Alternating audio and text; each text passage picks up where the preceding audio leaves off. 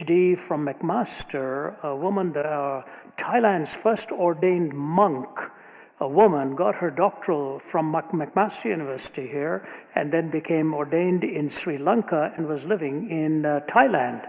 I had about 3 hours with her when I wrote my book, The Lotus and the Cross, Jesus Talks to Buddha. And I asked her, who is the best expression of nirvana in your way of thinking? Who has attained that nirvana, or what you talk about in the Eightfold Path or the Four Noble Truths? And she said, I would say it is the Dalai Lama. The Dalai Lama is the best exemplar of what this is all about. So I said, but in your philosophy, to desire something is short of nirvana. The goal is to not even desire. That's actually what nirvana means. You cease to even will or to want. She said, that's right. I said, can you tell me why he desires the liberation of Tibet?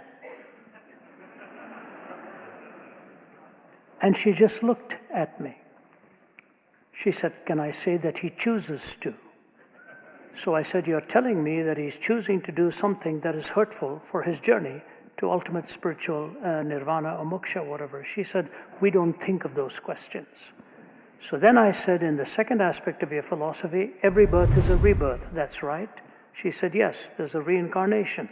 I said, starting back from now, you move backwards. You've had a finite number of rebirths. If you start from now and move backwards, you've had a finite number. She said, I agree. But if every birth is a rebirth, then there had to be a first birth, if you've got a finite number.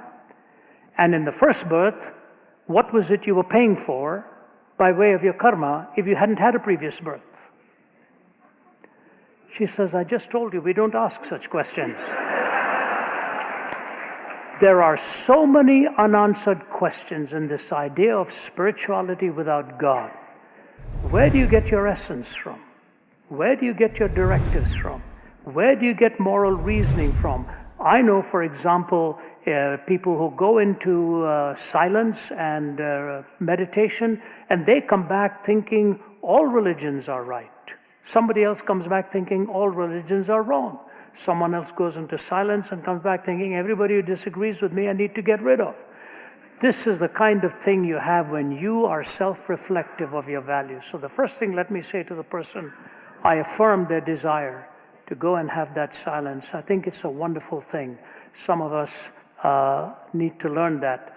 But the whole point of opening your mouth is for something to fill it, not to leave it empty.